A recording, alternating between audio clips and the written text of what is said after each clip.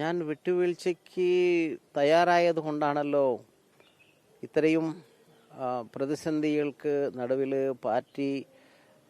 പാർട്ടിയിൽ നമ്മൾ പാർട്ടിയെ കുറ്റം പറയാതെ പാർട്ടിക്കെതിരാകാതെ പാർട്ടിയോടൊപ്പം നിൽക്കുന്നത് അതുകൊണ്ടാണല്ലോ. എന്തുകൊണ്ടാണ് എന്ന് ചോദിച്ചാൽ, പാർട്ടി എന്ന് ഒരു വ്യക്തി അങ്ങ് തീരുമാനിച്ചാൽ അങ്ങനെ പാർട്ടി ആവില്ല. പാർട്ടി എന്തുകൊണ്ട് അത് തിരിച്ചറിയുന്നില്ല? അതേ സംബന്ധിച്ച് ഒരു കത്ത് പാർട്ടിക്ക് കൊടുത്തിരുന്നു.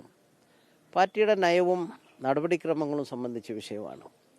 അക്കാര്യം നിലനിൽക്കെ, അതേപടി നിലനിൽക്കെ, ഇങ്ങനെയൊക്കെയാണ് ഈ പാർട്ടി, ഞങ്ങൾ ഇങ്ങനെയൊക്കെ ഈ പാർട്ടിയെ കൊണ്ടുപോവുള്ളൂ, സൗകര്യം ഉണ്ടെങ്കിൽ നിന്നാൽ മതി എന്ന് പറയുമ്പോൾ, ഞാൻ നിന്ന ഘടകത്തിനേക്കാൾ അപ്പുറത്തേക്ക് തന്നാൽ പോലും നമുക്കത് സ്വീകാര്യമല്ലല്ലോ. അത് ഒരാളുടെ വ്യക്തി സ്വാതന്ത്ര്യവും ഒരാളുടെ പ്രവർത്തനത്തിന് ഉണ്ടാകുന്ന അവസരവുമാണ്.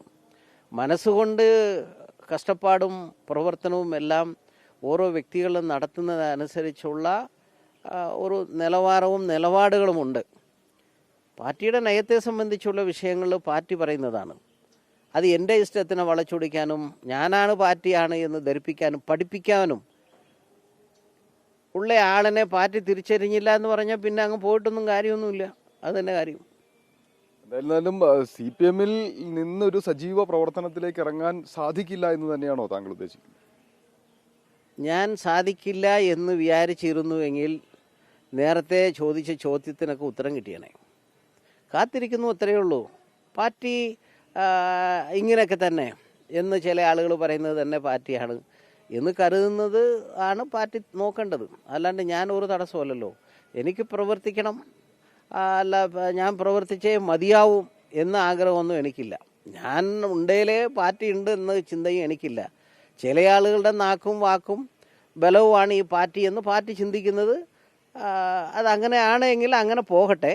അത് വ്യക്തികൾ തമ്മിൽ ഒരു മത്സരമായി വരുമ്പോൾ ഏതൊരു വ്യക്തിയും തോൽക്കാൻ ആഗ്രഹിക്കാറില്ല. വ്യക്തികൾക്ക് മുമ്പിൽ വ്യക്തികൾ തോൽക്കാൻ ആഗ്രഹിക്കാറില്ല. പാർട്ടിക്ക് മുമ്പിൽ 1000 വട്ടം വേണേലും ക്ഷമ ചോദിക്കാം, തോൽക്കാം, തോറ്റുകൊടുക്കാം. അത് പാർട്ടിയുടെ മുമ്പിലാണ്. അത് പാർട്ടിയാണ് എന്ന് നമുക്ക് തോന്നൽ വേണം. രാജേന്ദ്രൻ ശരിക്കും ഇപ്പോൾ ഫൈറ്റ് ചെയ്യുന്നത് പാർട്ടിക്കുള്ളിലെ വ്യക്തിയോടാണ്. ആരായിരിക്കും ആ വ്യക്തി? ആ വ്യക്തി പാർട്ടിക്ക് അറിയാലോ. ഇപ്പോൾ പാർട്ടി സജീവമാകണം, പ്രവർത്തനത്തിൽ ഇറങ്ങണം എന്ന് പാർട്ടിയുടെ സംസ്ഥാന നേതാക്കൾ എല്ലാവരും പറഞ്ഞു. എന്ന് പറഞ്ഞാൽ ജില്ലയ്ക്ക് സംസ്ഥാന നേതൃത്വം നൽകുന്ന ജില്ലാ സെക്രട്ടറി അടക്കമുള്ളവർ ആവശ്യപ്പെട്ടു. അവർക്ക് ആവശ്യപ്പെടാനേ അവകാശമുള്ളൂ, അത്രയ്ക്കേ പറ്റുള്ളൂ. പക്ഷെ പ്ലാനിങ്ങും പ്രോഗ്രാമും തയ്യാറാക്കാനുള്ള അവകാശവും ഔദ്യോഗികമായി ആധികാരികതയോട് പറയാനുള്ള അവസരമൊക്കെ വേറെ ആളുകൾക്കുണ്ട്. അത് നിങ്ങൾ പറഞ്ഞത് നിങ്ങൾ അവിടെ അങ്ങ് നിൽക്കട്ടെ, ഞാനത് തീരുമാനിച്ചോളാം എന്ന് പറഞ്ഞാൽ അത് അവിടെ അങ്ങ് നിൽക്കും. അങ്ങനെ നിൽക്കുമ്പോൾ ഞാനിതേ വന്നിട്ടുണ്ട് എന്ന് അങ്ങനെ പോയി നിന്ന് നമുക്ക് സമയം നോക്കി എനിക്ക് പരിപാടി ഇട്ടോ എന്ന് ചോദിച്ചു പോകേണ്ട കാര്യം ഇല്ല എന്നുള്ള തോന്നൽ തന്നെയാണ്.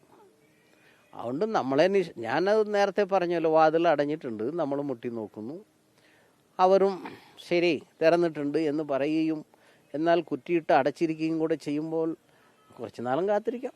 ഇത്രയേ ഉള്ളൂ. കാത്തിരിപ്പിന് ശേഷം ഒരു തീരുമാനം എടുക്കും. വേണ്ടി വരുമല്ലോ, വേണ്ടി വരും.